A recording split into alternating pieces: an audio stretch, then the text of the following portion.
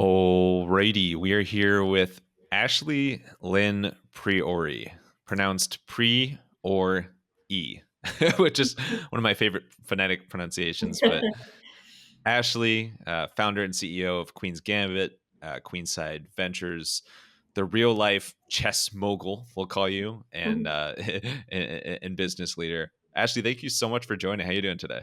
Good. Thank you so much for having me. I'm just so excited to be here, and I can't wait to dive in. You, one, correctly pronounced the name, which is perfect because we don't have to get that. And then two, you know about Pittsburgh, which is great because some people just don't know a lot about us. Yeah, of course. Well, I have to give you credit for both of those because you taught me how to correctly pronounce your name, even if I can't pronounce the word pronounce. And secondly, because I know it will get to you kind of your interesting NFL fandom a bit later in the episode, but your family's big time Steelers fan, and Mm. I know about Pittsburgh very well. One, because the Steelers kick my Browns' ass every year, and two, uh, because my cousins, the Hebers, live in Mhm. Pittsburgh. So shout out Squirrel Hill in Pittsburgh. So anyway, yeah, lots of love and lots of ass kicking. So before we get to Queen's Gambit Yeah. and Queenside Ventures, obviously a thread that's consistent throughout your career is chess. Mhm. And I'm someone who probably like many is no basic info about chess. Was a big fan of the Netflix show, of course, but also like I haven't played it that much in my life, but I just know there's so much strategy involved. It's such an intricate, but like such a storied game. It's just awesome. Really, really cool stuff. So much to learn from it. You started chess at a very early age. Can you share how that unfolded? Yeah, of course, of course. So I first remember learning how to play when I was about 4, and I come from a family of chess players. So my siblings played. My brothers first started. They competed, and I just remember my dad and I playing, and I said to him, "Hey, I want to play some chess." I was really young. And my brothers were in the other room. They were watching, I don't know if you remember this, the CW show Smallville, but they were watching that. My mom Yeah, was, that's the one that's like involves like Superman or something yes, like that. exactly, exactly, young Superman. And they were, watching that. My mom was in the kitchen doing dinner, and I just said to my dad, "Hey, I want to, play a game." And he really was like, "Well, you don't really know how to play," but I was just so determined to do it. And I remember within a few moves, I had won. I had beat him, and my mom was like peering over, like really interested. And they were said to my brothers, "You guys have to play her," and it was just they were just excited. And I think it was because I never really had like a formal lesson, or at least I don't remember having one. I think I just observed my siblings playing, my brothers especially, and understanding the moves and being really fascinated by that, and it took off from there. So Pittsburgh itself is a very and used to be a very competitive chess scene. People from all over would come to play here. They have a ton of scholastic opportunities. So my siblings and I would go to tournaments, and it was just a part of our childhood, right? I mean, we would go to tournaments every weekend and come back with the prizes, right? It was just a really exciting time to be a chess player, and it was really fun, but at the same time it's a lot to be in the competitive chess space. And as a young woman in that space, it also was a lot, right? My sister and I would go to tournaments, 200 people there would be the only young women, right? So that has an impact on how you interact with the community and the space. So that had a huge impact on us. It was just a lot. It was an exciting time, but it was challenging too. Yeah, it sounds like a lot of fun and a lot of like heebie-jeebies or butterflies in your stomach. But Yes. what what was like what was the most a lot, if you will? Like what was the most daunting part of competing in those tournaments? It's funny. I think it was I will always remember this. It was the first tournament I ever competed in, and it was at some church, like in like I think it was like the North Hills area of Pittsburgh, like far out. And I had won.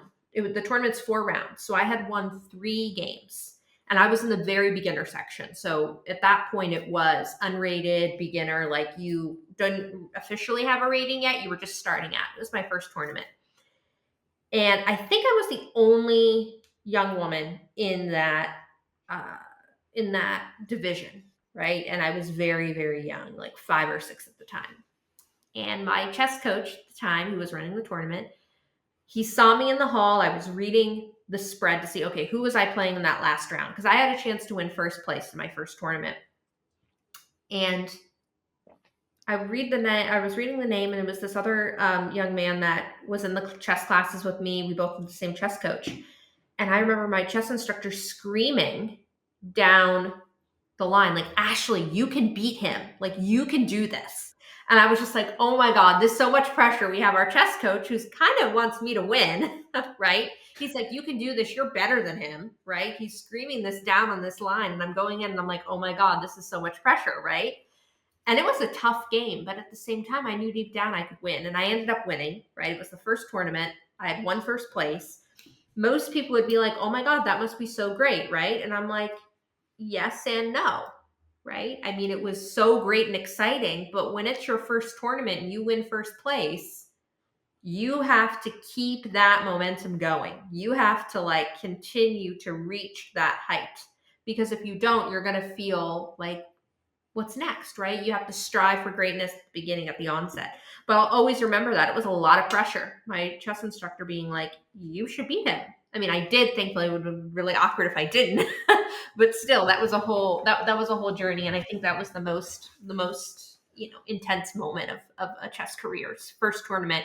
Your chess instructor says that, and you win first place. And now you hate chess, and you've never done anything with chess again in your life, and never spoken to anybody about it. Exactly. No, so chess flows really naturally into what's like your full-time career now, which is awesome. And so I want to hit on Queen's Gambit as well, which I am trying to say Gambit. There is a B in there, but it keeps coming out as Gambit. Yeah. Like, damn it. So sorry about that. But anyway, and Queenside Ventures as well. So you got a couple different ventures there in the space. But what was the insight, like the moment that you first realized that, hey, there's lessons from chess that can Mm, actually apply and help people out in the real world? mm. I love that Not question. that chess is not the real world. Right, exactly, exactly. I love that question. And a lot of people try to talk about chess related to life.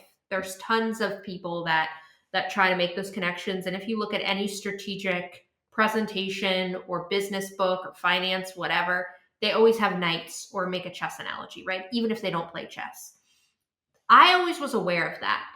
And I think when I first went into the chess community, I knew that there was this underlying sexism, right? Chess is a very white male dominated game. And so one of my first lessons in leadership was, okay, chess is a very male dominated game. I'm a woman in this space. How do I ensure that other women can join the community and feel empowered and feel safe, right? So that was one thing on this side that was always aware. Like that was just something that I knew I wanted to be a part of, a community of empowering women how to play chess, right? That was on that side. But I don't think I realized the life skills application until I started to teach it, right? Every chess player has this next path. They can decide to continue in the competitive chess space, right? Which for some people, Magnus Carlsen, right? Whatever, you can make a lot of money, get deals like any other sport, or you can go into the coaching side of things. And I made that decision to go into the coaching side, not that I didn't love the competitive side, but because I felt like I could really make a big impact there. And my whole motto is that you don't have to be the best chess player in the world to use the skills to apply it in your own life. So when I pivoted to the coaching space, I saw the impact that it had on these students, right? They were not only getting higher math and reading scores, but they were applying things to their own life. They felt empowered. They felt like they had control over something. And the best chess quote, in my opinion, is Susan Polgar, one of the greatest female chess players of all time.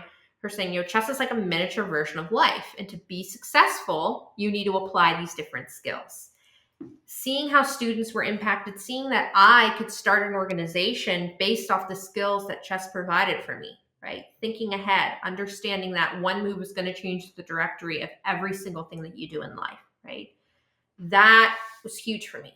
So I started Queen's Gambit. We were here before the miniseries. I do like to say that, but I cannot take credit for the name, right? It's an opening in chess.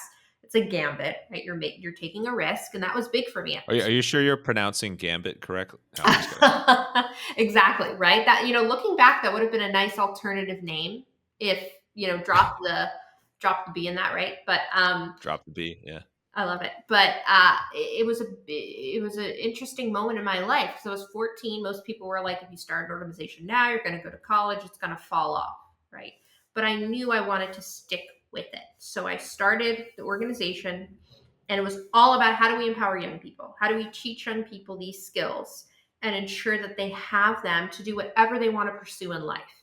It's not about having them be the next Bobby Fischer. Sure, we've had students that are great and continue to excel that way, but that's not what it's about. It's about chess as an application. It's a tool in their toolkit to have them get to that next point in their lives. And there are people that are amazing chess players, but they don't necessarily apply these skills in their own life. Just like there's people that aren't maybe amazing at chess, but they can apply these skills. So we're there to help bridge that gap and say, hey, chess can be a tool to help you.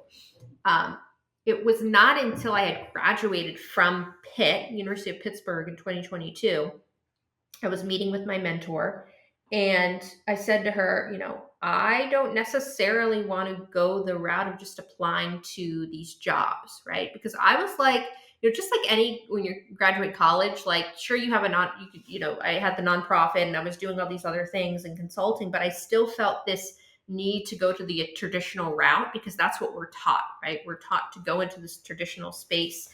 And I said to her, like, I don't know why I'm applying to these jobs. I hate event planning. Why am I applying to be an event planner in this position?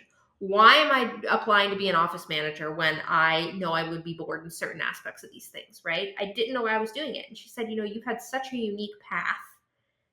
Why are you applying to these jobs that you obviously don't want? And it's going to take away from your time utilizing chess as a tool for empowerment. So instead, I said, let's do something else. So I started Queenside Ventures. And the queen's very important to me, as everyone knows, right? The queen represents something. It's the symbol for power. And with Queenside, I said, let's see what we can do with adults. Let's see how we can apply it to business. What can we do next? And I've always loved sports. I've always loved the connection between chess and football and all of these things. So I decided, let's do a firm. Let's create a consulting firm where chess is the vehicle to which we help people. Could be helping athletes. It could be helping businesses, whatever that looks like. It's this vehicle. It's the tool that we utilize to help people. So really, to answer your question, going back, I don't think I realized it until I actually started to make strategic choices that I was like, wow, chess is really helping me. I didn't see it until I saw the impact that it was having on the lives of people.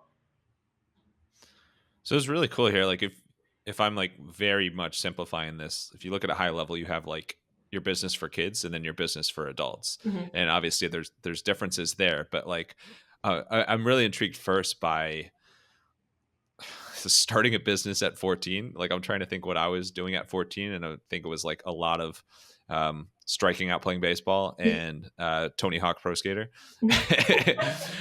So I always liked entrepreneurship, but at 14 it was like nowhere near my mind. So that's really, really cool that like you created something then. What was the biggest challenge in like getting something like that up and rolling and like turning into a real thing as a teenager? There were two big things. The one I think a lot of people can relate to is just the financial element, right? Getting funding. That's hard for any organization when you're first starting out, right? It's hard for anything. But it was especially hard because at that point, when you're that age, especially in Pennsylvania, you can be 16 if you want to start an organization. You still have to get signing off from somebody over 18. But you can't just do all these things, right, and get funding. Age is a barrier, right, for different reasons: financial, legal, fiduciary responsibilities, whatever that looks like. But getting funding is hard, but when you're a young person, then getting funding is extraordinarily hard because there are these assumptions. And during this time, I became very passionate about youth leadership and intergenerational diversity. And that term is not talked about enough. People mix intergenerational with multi-generational. Multi-generational means that There are different age groups at the table, and they're present. Intergenerational is how those groups are connected. So I would literally reach out to as many leaders as I could. In the summer of 2018, I remember sending cold emails to like every leader in Pittsburgh, right? I was like, I need to connect with these people and ask them, how did you do it? How did you create an organization? How did you get the funding, all these things? And the common thread was that most of the people in those positions did not start an organization. They came into the organization when it already had funding. So that was an obstacle, right?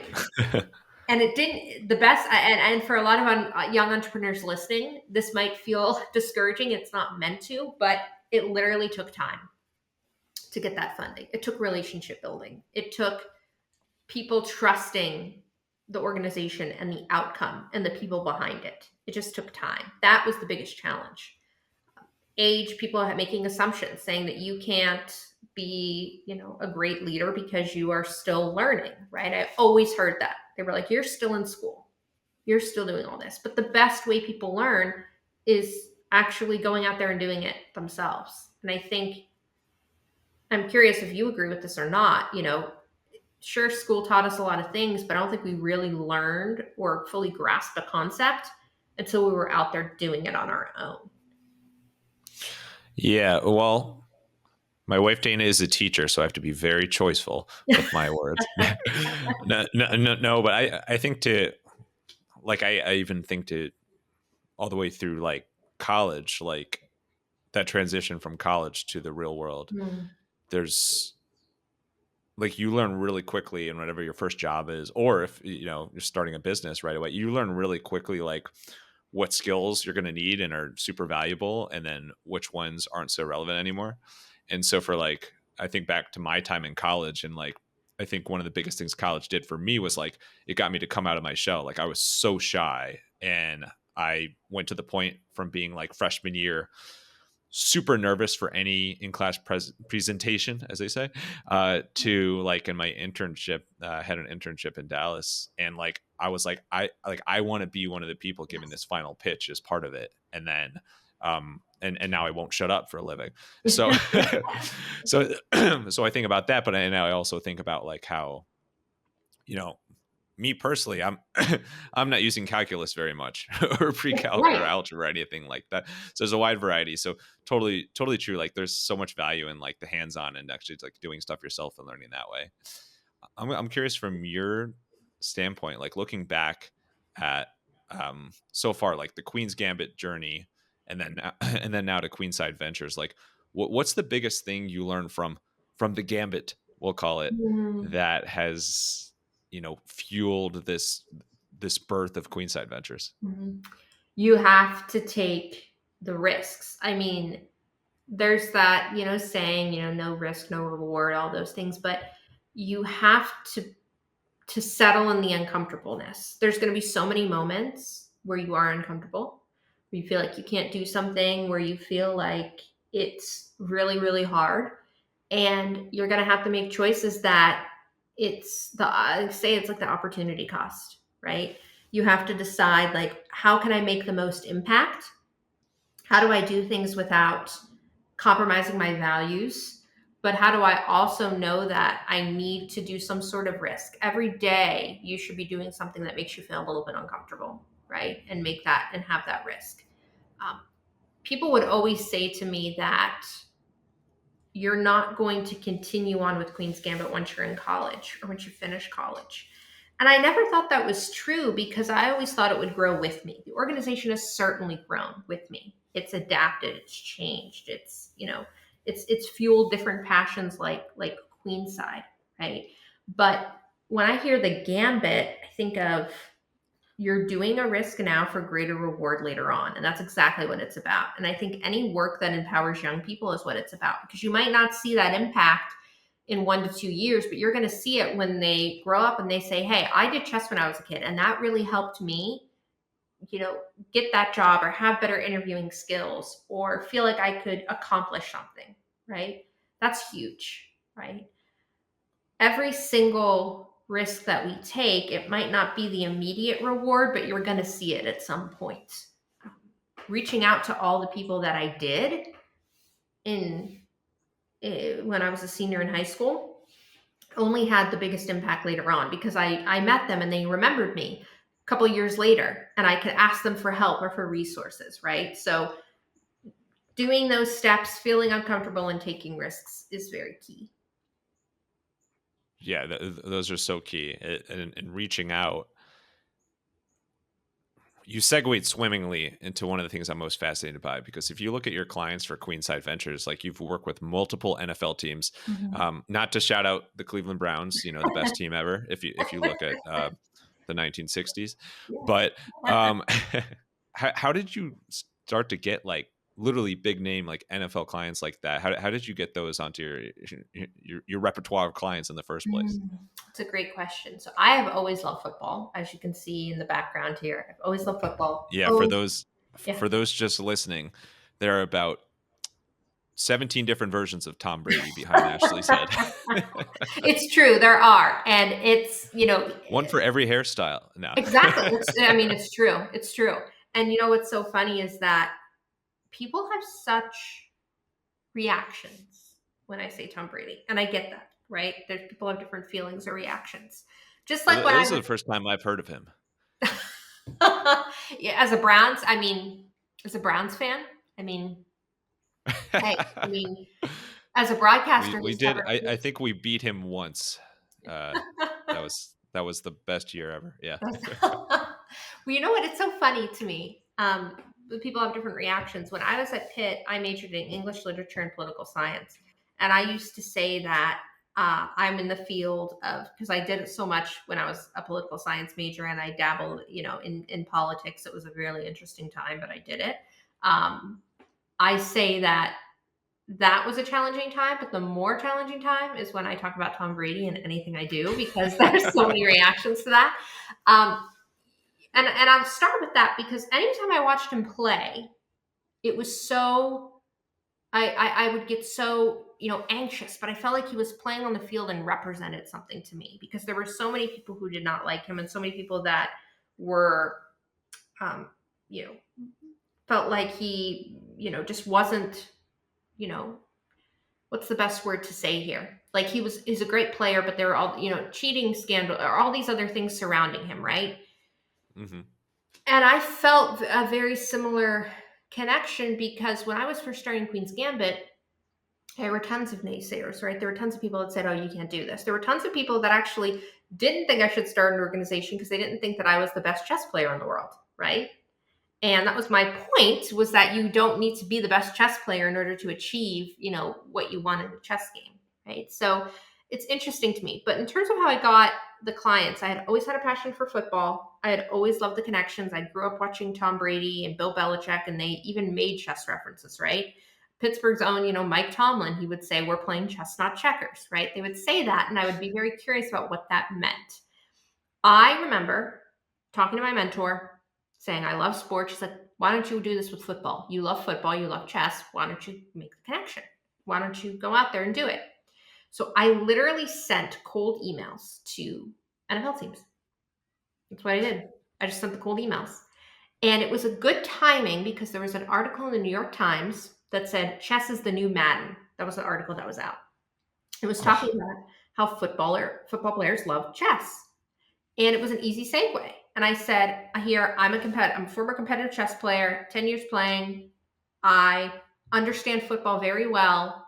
I know how to make the impact. I know the connection here. And what I think I can do is talk about how chess and football aligns, how chess teaches adaptability, problem solving, critical thinking." And one of the first teams that I worked with was the Tampa Bay Buccaneers. Now, it was this first season that Tom Brady was not there, because he had retired. So that was a little sad for Ashley. It was a little sad. But they did still have some Tom Brady things up, which was It's great. so he did. Yeah, you did. It's what do they call it? It's like two ships passing in the night there. Yes, it's so true. It's so true. It's so true. But what I loved was that I heard tons about the impact that he had on them. And that's something that made me feel really inspired and powerful. So I love that the Bucks are one of the first teams I ever worked with, and they are amazing chess players. And what we did was we talked about, how does chess help you adapt? How does it help you pivot. And as when you start, I started with one team, then I just got connected with the others. And one of my dear friends works at the Cleveland Browns, and she has been just this pillar of support. And I can go to her and ask questions because she not only understands the inner workings of football, but she also understands the impact that chess can have. So having advocates in the space is so important. Having a connection to it, right? I will say that if I started with football because I love the sport and I have a deep understanding of it. And that's what was so helpful. And that's what people saw. They knew that I wasn't there just to, you know, say, here's why chess is wonderful. I was there to say, here's how it fits in, here's how it connects, and here's how it can help you, right? And that's what's so key. So it really built from there, and it created this beautiful journey in space. But I always have to say, it's the athletes at the end of the day. They're the ones that are, doing this incredible thing. They're doing this work. They're building the skills that they need, and chess is just another tool in their toolkit. And that's why I'm here. I'm here to help them and support them. The like kid in me is living through you, because I feel like writing to an NFL team is like something I would do as a kid. Yes. It's like it's like a Santa's wish list type thing. Right. But you're can you shout out your friend's name on the Browns? Because I know you interviewed her for your podcast, and I listened to that as prep. And it was awesome. Oh, really? Oh, awesome. Yes, Sahana. Sahana is a player services coordinator for the Browns, and she is absolutely incredible. She has an amazing journey, and she supports players every day. And she just is the embodiment of somebody that works at a team and is there to support the players in and out. We don't talk enough about the people on the back end that are doing the work to empower players, right? But we should. The NFL has player engagement directors, and they're the ones that are helping players with everything from teaching them financial literacy and educational support to, helping them get a ticket for their family to go to a game. Like, they do everything. So shout out to her, because she is awesome. Yeah, shout out. And I know we got some listeners to this podcast who are big Browns fans, so I want to make sure that people can check that out. So yeah, and Ashley's podcast is called Queen Me. It's awesome. So that's a great place to start. But you kind of hinted on it, but overall, like when you're talking to NFL teams, for example, in addition to adaptability, like what other lessons from chess what other insights are you pulling out for them that can inspire these players? Absolutely. I always say there's the key things that chess teaches, right? Problem solving, critical thinking. When you're playing chess, the dendrites in your brain grow that actually make you smarter. That's one of the coolest things about chess. Like, literally, when wait, hold on. What is a dendrite? The dendrite is the part in the brain that links to memory and concentration. And there you go. That's why I couldn't remember it. Right.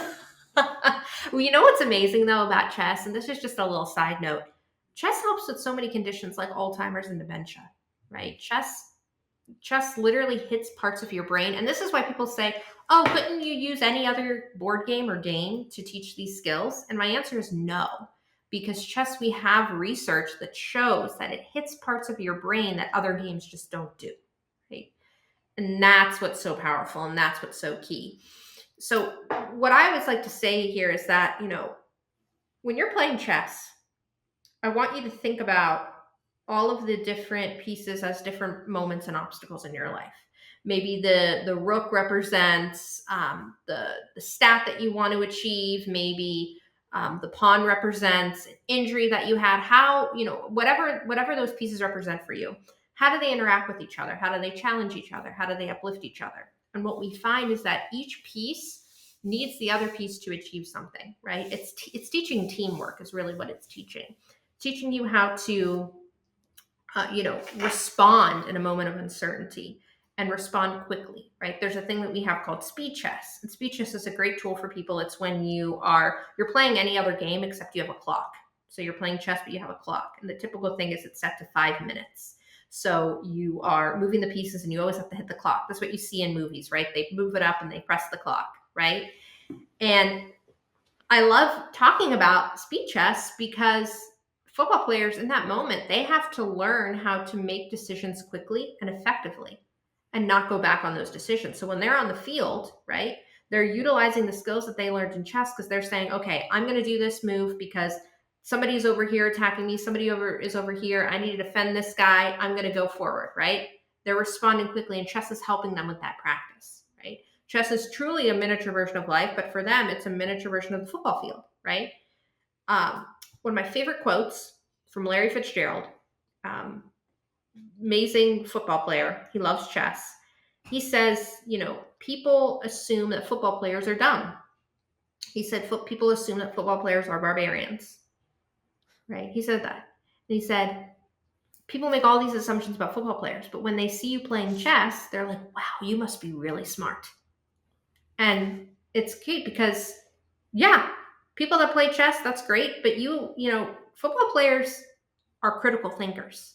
They're strategic leaders. They're problem solvers.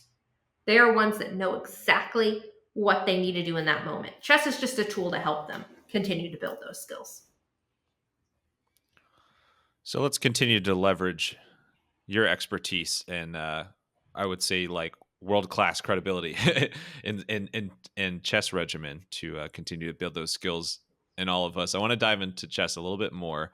Mm-hmm. And sometimes on the show we do a segment called The Unusual, and for this I'm just going to call it the pawn usual. Ooh. So apologies in advance. Which really is just a way of saying I would love to dive into some chess tips and like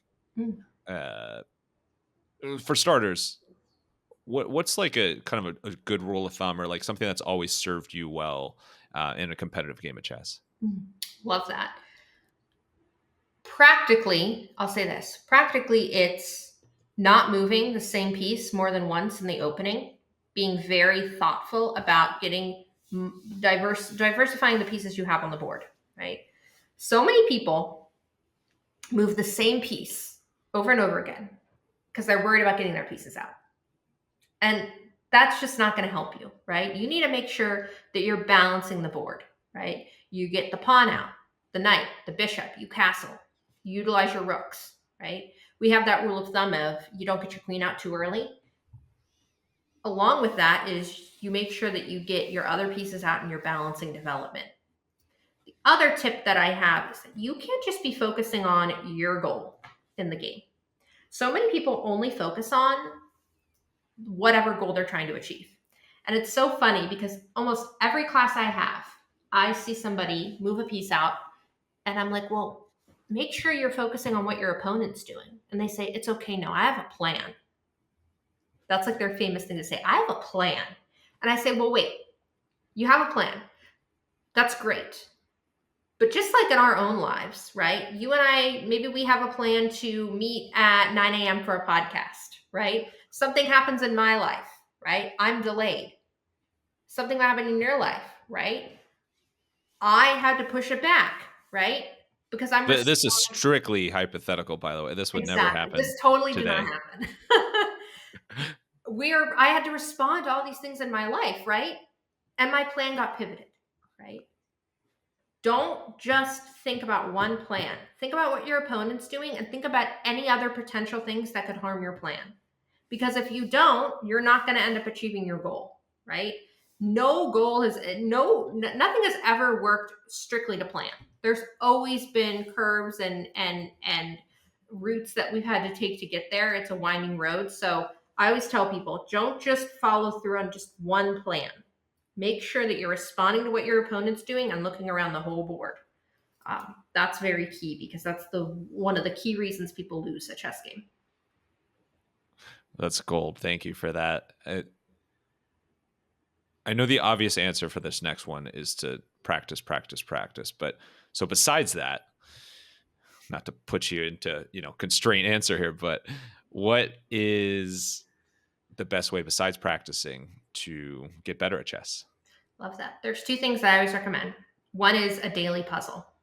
Go to lichess.org, lichess, chess.com, whatever it is, and do a puzzle every day. Puzzles are wonderful for improving in chess because they allow us to focus in on one position and understand how each piece is working together, what each piece's purpose is. Right? So puzzles are perfect. The other thing is chess books. There's tons of books out there. I have 3 that I'm going to read this year, 3 really wonderful books. you don't just have to read chess books that are including like puzzles and different things, right? You can read books that also are just about the overall mindset of chess. So Maurice Ashley, wonderful chess master, really impressive human, he wrote a book called Move by Move.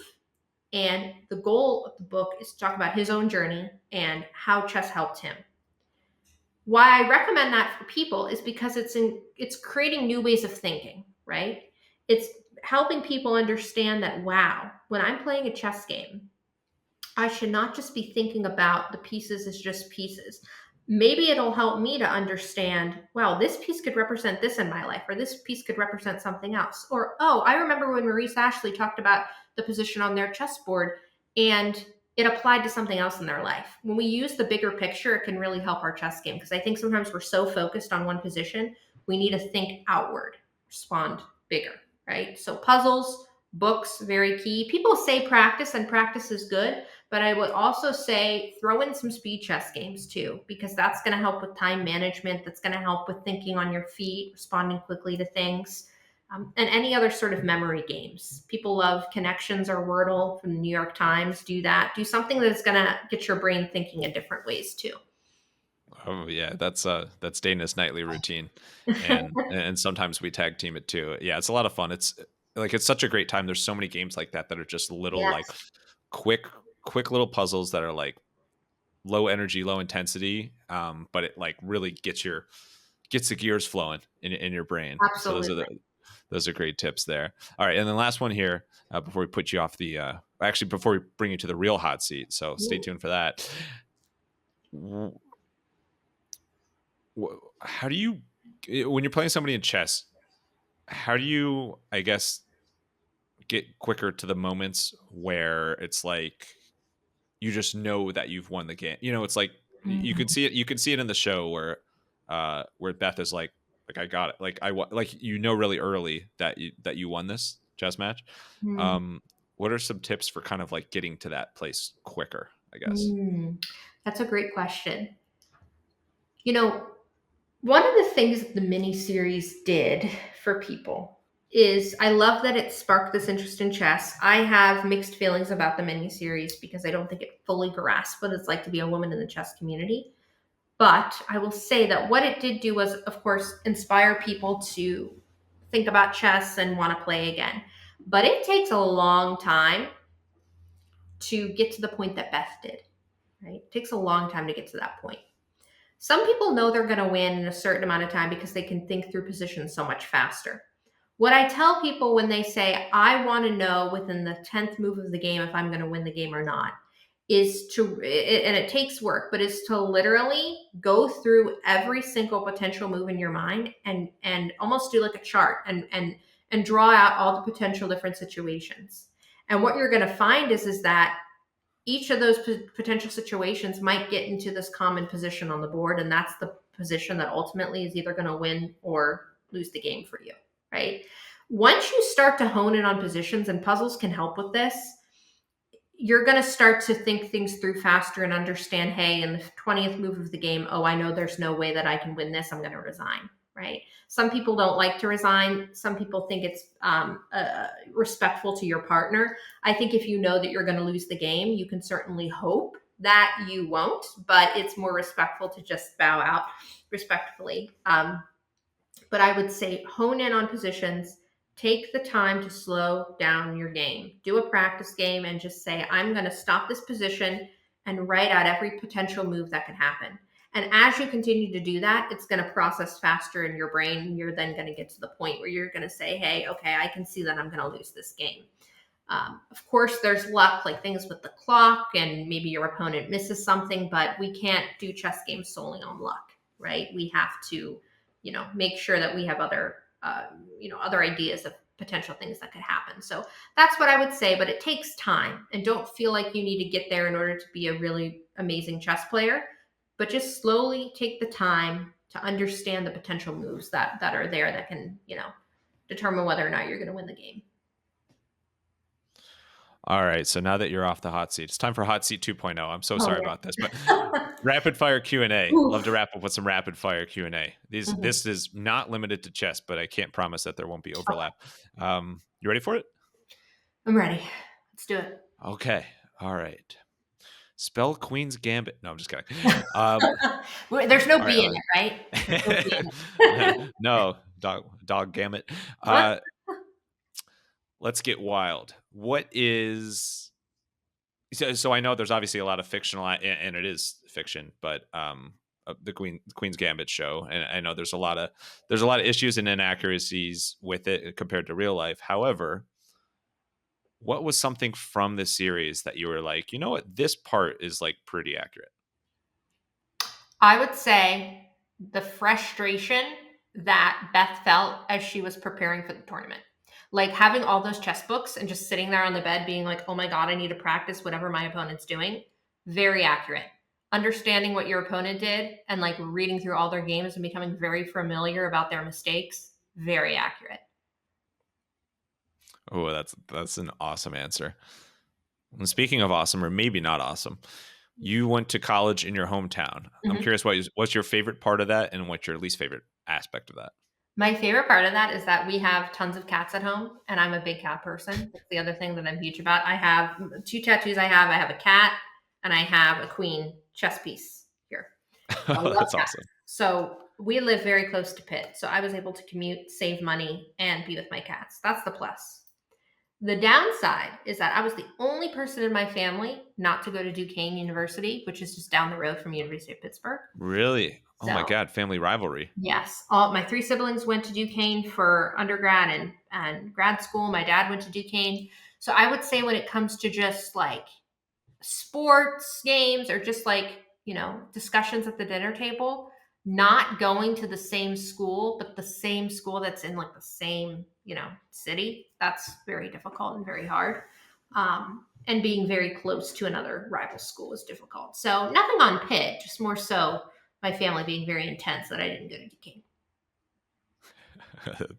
Oh, that's amazing.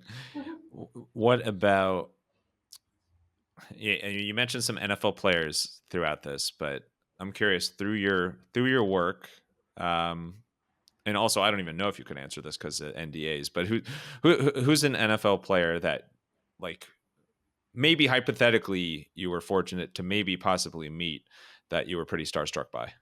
Mm. Mm. And if you can't say it, just maybe put a couple letters out there that might be their initials. Mm.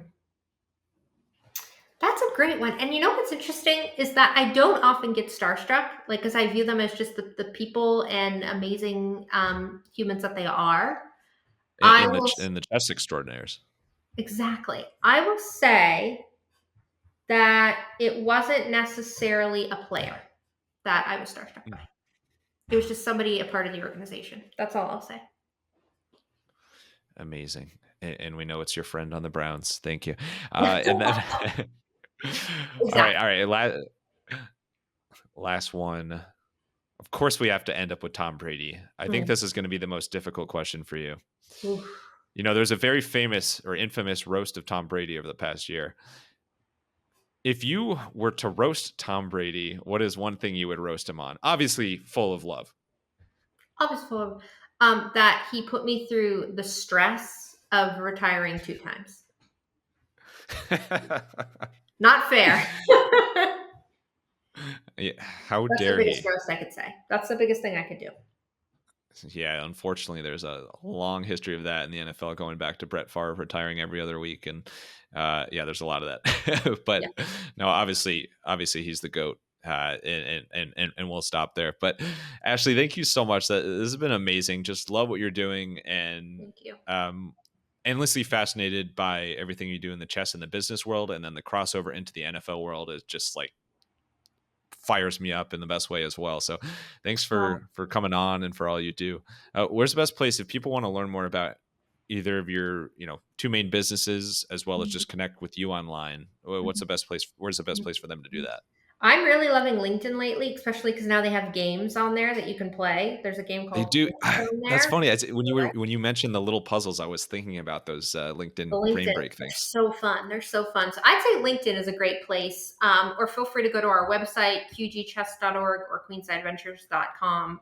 Feel free to, try to reach out. And I love connecting with people and hearing your experiences. So that's the best way. But really encourage people to connect. And I appreciate everything that you're doing with this show. It's amazing. It's just really great to be a part of. So I appreciate it.